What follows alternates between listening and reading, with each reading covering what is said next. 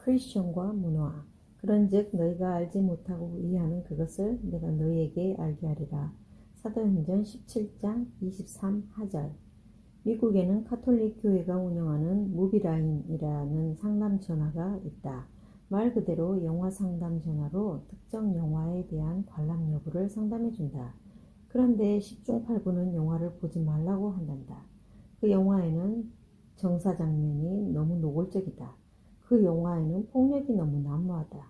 그 영화는 내용이 너무 지저분하다는 등 이런저런 이유로 영화 관람을 금한다는 것이다. 자연히 전화를 건 사람은 무비라인에서 권장하는 영화는 무엇인지 묻게 되고, 무비라인은 월트 디즈니사가 제작한 라이언킹 같은 영화를 권한다고 한다. 그런 종류의 영화는 매우 교육적이고 교훈적이므로 크리스천들이 마음 놓고 볼 수 있는 좋은 영화라는 것이다. 그런데 우리나라에서 활발하게 기독교 문화운동을 벌이고 있는 어느 단체는 라이언킹을 보지 말라고 한다. 그 영화는 대표적인 뉴에이지 영화이며 동물을 주인공으로 삼는 그 영화를 보면 자신도 모르게 동물을 우상으로 섬길 수 있으므로 기독교인과 주일학교 어린이는 그 영화를 보아서는 안 된다는 것이다. 도대체 어느 쪽 말이 맞는 것인가? 미국 가톨릭이 운영하는 무빌라인의 말이 맞는가? 아니면 한국의 기독교 문화 운동단체의 주장이 옳은가? 몇 해 전에 지방에 사는 한 주부가 나에게 상담 전화를 걸어왔다. 자신이 출석하는 교회의 목사님은 이 세상의 음악은 다 사탄의 음악이므로 들어서는 안 된다고 가르친단다. 그런데 그녀는 서울에 있는 모 여대 음대를 졸업한 음악인인지라 하루라도 음악 감상을 하지 않고서는 견딜 수가 없다는 것이다. 그래서 세상의 음악을 즐기는 자신이 정말 사탄을 섬기고 있는 것인지 아닌지를 알고자 함이 상담의 요지였다. 요 근래에 기독교 일각에서 문화운동이 활발해지기 시작하면서 소위 사탄 문화와 세속 문화, 그리고 기독교 문화를 나누는 이분법이 성행하고 있다.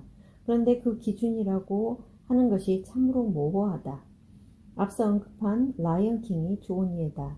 같은 크리스천인데도 한쪽에서는 보라고 하고 다른 쪽에서는 보면 안 된다고 한다. 심지어 근본주의적인 경향을 가지고 있는 선교단체에서는 하나님의 하자나 예수님의 예자가 들어가지 않는 것은 아무리 훌륭해도 다 사탄 문화라고 속단해 버리기도 한다.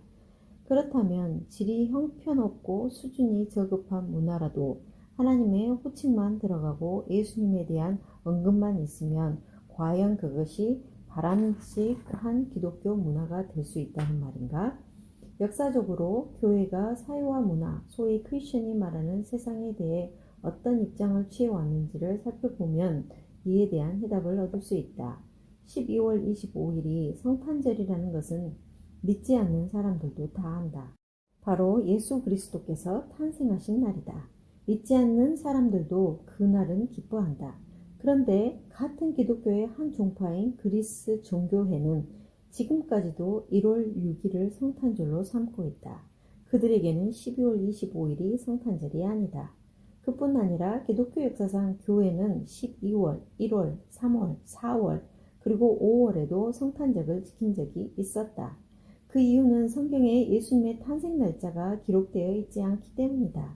따라서 예수님께서 몇 월 며칠에 태어나셨는지 아무도 알지 못한다. 게다가 학자마다 견해가 다 다르다. 그들 나름대로 일리 있는 주장이기는 하지만 그렇다고 해서 누구의 주장이 정확한지는 아무도 모른다. 그런데 어떻게 해서 12월 25일이 거의 모든 세계인들이 인정하는 성탄절이 되었는가? 본래 12월 25일은 로마인이 섬기던 태양신을 기념하는 축제일이었다. 태양신을 위한 축제일이었기에 그날은 로마인들이 모두 쉬는 휴일이었다. 따라서 기독교가 로마의 국교가 되면서 따로 날짜를 정할 필요가 없이 그때까지 그들이 섬겼던 태양신의 축제일이 성탄절로 자연스럽게 바뀌게 된 것이다. 오늘날 서구인들이 성탄절에 고깔 모자를 쓰고 등불을 밝히는 것은 로마 시대의 로마인들이 태양신을 섬기며 행하던 축제 행사의 관습들이다. 즉 태양신을 위한 간습마저 성탄절을 위한 간습으로 바뀐 것이다. 예를 들면 우리나라에서 부처님의 탄생을 기리는 4월 초파일을 예수 그리스도의 성탄일로 결정하는 것과 마찬가지 경우가 된다. 과연 우리나라에서 그런 일이 가능하겠는가? 그렇지만 초기 크리스천들은 이처럼 세속적인 추기를 예수 그리스도의 탄생일로 수용했을 뿐 아니라 그 관습까지 받아들이기를 주저하지 않았다. 대다수 교회의 강대상에는 십자가가 붙어 있다. 교회 지붕 위에도 십자가가 자리 잡고 있다. 십자가는 크리스천들이 가장 거룩하게 여기는 기독교 상징물이다. 그러나 이 십자가는 예수님 당시 성경의 유물이 아니었다. 아무리 성경을 읽어도 구약에서 십자가라는 단어를 단 한 번도 발견할 수 없는 것은 십자가라는 형틀이 본래 유대인들의 것이 아니기 때문이다. 십자가는 로마인과 페르시아인이 쓰던 이방인의 형틀이었다.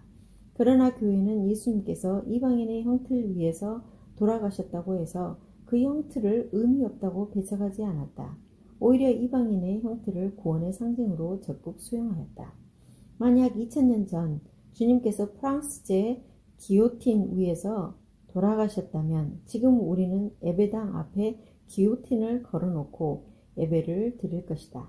만약 주님께서 옛날 우리나라의 중죄수에게 씌웠던 칼을 쓰고 돌아가셨다면 우리는 지금 분명히 한국식 칼을 걸어놓고 거룩하게 예배드리고 있을 것이다. 어쨌든 교회는 그 이방인의 형틀인 십자가를 적극적으로 수용하여 기독교의 거룩한 상징물이 되게 했고, 위로는 하나님을 사랑하고 옆으로는 사람들을 사랑하라는 기독교의 메시지를 이 십자가를 통해 적극적으로 표현하였다. 오늘날 이 십자가가 본래 이방인의 형틀이었다고 해서 비기독교적이라 말하는 사람은 아무도 없다. 성경을 기록한 언어도 그렇다. 본래 유대인들이 쓰던 언어는 히브리어였지만 주전 1000년경부터 아수르 제국이 사용하던 아람어의 영향을 받게 되었다. 구약 성경의 일부가 이방 언어인 아람어로 기록되어 있는 이유가 여기에 있다. 그렇다고 해서 그 부분을 구약이 아니라고 아무도 부정하지 않는다. 신약 성경은 아예 처음부터 끝까지 그리스어로만 기록되어 있다. 그것 역시 유대인의 언어가 아니다. 이방인의 언어에 지나지 않는다. 구약 성경을 기록한 언어와는 전혀 이질적인 언어다. 세속 언어를 도구로 삼아 성경이 기록된 것이다. 그러나 그리스어로 기록된 신약 역시 성경이다. 로마 제국 시대의 성경은 로마인의 언어인 라틴어로도 번역이 되었다. 그래서 로마의 지배하에 있던 많은 사람들이 그리스어나 라틴어로 성경을 보게 되었다. 오늘날 성경은 수없이 많은 언어들로 번역이 되어 있다. 그 모두가 이방인의 세속적인 언어이지만 그러나 하나님을 위한 도구로 사용했을 때 곧 성경의 언어가 되었다. 유럽에 가면 도처에 웅장한 예배당들이 세워져 있다. 고딕식, 이오니아식, 코린트식, 그리고 도리아식 등 그 양식도 다양하다. 그러나 그중 어떤 것도 성경 속에 있었던 양식은 없다. 그것은 모두 성경 밖의 건축 양식들이다. 솔로몬이 예루살렘 성전을 지을 때의 양식이 전혀 아니다. 그렇지만 세속적인 건축 양식으로 하나님을 위한 집을 지을 때 그 모든 예배당은 거룩한 하나님의 예배당이 된다. 기독교가 공인되기 전까지 로마의 기독교인들은 그 유명한 카타콤 지하 묘지에서 예배를 드렸다. 시체가 안치되어 있는 지하 묘지에서 하나님을 경배한 것이다. 그곳에 쌓여있던 시체들은 하나님을 믿었던 사람들의 시체가 아니었다. 하나님을 알지도 못하던 사람들의 시체였다. 그렇지만 그 지하 묘지가 하나님을 예배하는 장소로 쓰였을 때 카타콤은 이 세상의 그 어떤 예배당보다도 더 거룩한 예배당이 되었다. 악기도 마찬가지이다. 우리가 오늘날 예배를 드릴 때 사용하는 피아노나 오르간, 그리고 오케스트라 연주 시 사용하는 바이올린이나 비올라 등 그 어느 것도 성경 속의 악기는 아니다. 다 세속적인 악기이다. 그렇지만 그 악기가 하나님을 위해서 사용될 때 그것은 하나님을 위한 거룩한 악기가 된다. 기와집 형식으로 예배당을 지으면 은혜가 덜 되고 가야금으로 연주하면 은혜가 반감된다는 생각이야말로 철저하게 비성경적이다. 요한복음 1장 1절이 이렇게 증거하고 있다. 태초에 말씀이 계시니라. 이 말씀이 하나님과 함께 계셨으니 이 말씀은 곧 하나님이시니라. 사복음서 중에서 사도 요한에 의해 가장 나중에 기록된 요한복음은 예수 그리스도를 가리켜 태초에 하나님께서 천지를 창조하실 때 말씀으로 계시던 바로 그분이라고 설명하고 있다. 근데 이 말씀이라는 단어가 그리스어 원문에는 로고스로 기록되어 있다. 로고스라는 단어의 본뜻은 만물을 지배하는 이성적인 원리이다. 당시 그리스 사람들은 만물이 어떤 이성적인 원리의 지배를 받는다고 생각했다. 모두가 그렇게 생각하고 있었다. 사도 요한은 그와 같은 사고방식에 젖어있는 사람들에게 예수 그리스도의 복음을 전하면서 그들이 생각하는 만물을 지배하는 이성적인 원리, 곧 로고스가 바로 예수 그리스도라고 설명을 한 것이다. 그들이 전혀 알지 못하는 성경의 용어로 예수 그리스도를 설명한 것이 아니라 그들이 익히 알고 있는 세속적인 용어로 예수 그리스도를 소개한 것이다. 그리고 그 용어는 곧 성경의 용어가 되었다. 오늘날 로고스라는 단어를 놓고서 이것은 이성이다 라고 생각하는 사람은 없다. 로고스라고 하면 전능성과 인격성과 영원성을 갖춘 예수 그리스도를 뜻한다는데 아무도 이의를 제기하지 않는다. 선교 여행을 하던 바울이 그리스의 아테네에 도착했다. 그가 아레오바고에 서서 많은 사람들에게 복음을 전했다. 아레오바고란 사람을 재판하던 언덕을 가리키는 말이다. 이에 대해 사도행전 17장 22절이 이렇게 증가하고 있다. 바울이 아레오바고 가운데 서서 말하되 아덴 사람들아 너희를 보니 범사의 종교성이 많도다. 우리가 알다시피 그리스는 신화의 나라이다. 그리스 사람들은 제우스, 포세이돈, 아폴론, 디오니소스 등 하늘에도 신, 땅에도 신, 바다에도 신, 수없이 많은 신들을 만들어냈다. 가히 신들의 나라라고 해도 지나치지 않는다. 그 사람들이 얼마나 종교성이 많으면 그처럼 많은 신들을 스스로 만들었겠는가? 바울은 그 종교성을 언급한 것이다. 그리고 23절이 이렇게 이어지고 있다. 내가 두루다니며 너희의 위하는 것들을 보다가 알지 못하는 신에게라고 새긴 단도 보았으니 그런즉 너희가 알지 못하고 위하는 그것을 내가 너희에게 알게 하리라. 바울은 아테네 시민들이 알지 못하는 신을 위해 만들어둔 제단을 보았던 것이다. 그것은 그들이 만들어낼 수 있는 모든 신들을 다 만들고 나서 그래도 혹 빠졌을지도 모르는 그야말로 알 수 없는 미지의 신을 위한 제단이었다. 한마디로 그것은 우상을 위한 제단이었다. 그럼에도 바울은 그 어리석은 제단을 헐어버릴 것을 종용하거나 파괴하려 하지 않았다. 바울은 도리어 그 제단을 예수 그리스도를 전하는 도구로 삼았다. 너희들은 알 수 없는 신을 알고 있구나. 너희들의 지성으로나 이성으로는 도저히 알 수 없는 신이란 말이겠지. 너희들이 이제껏 알지 못했던 그 신이 바로 예수 그리스도시다. 바울은 세속적인 제단을 예수 그리스도를 위한 복음의 도구로 수용한 것이다. 성경은 그렇다고 바울이 사탄의 하수인 노릇을 했다고 매도하지 않는다. 도리어 뒤에 나오는 33절에서 34절이 이렇게 밝혀주고 있다. 이에 바울이 저희 가운데서 떠나매 몇 사람이 그를 친하여 믿으니 그중 아레오바고 관원 디오누시오와 다마리라 하는 여자와 또 다른 사람들도 있었더라.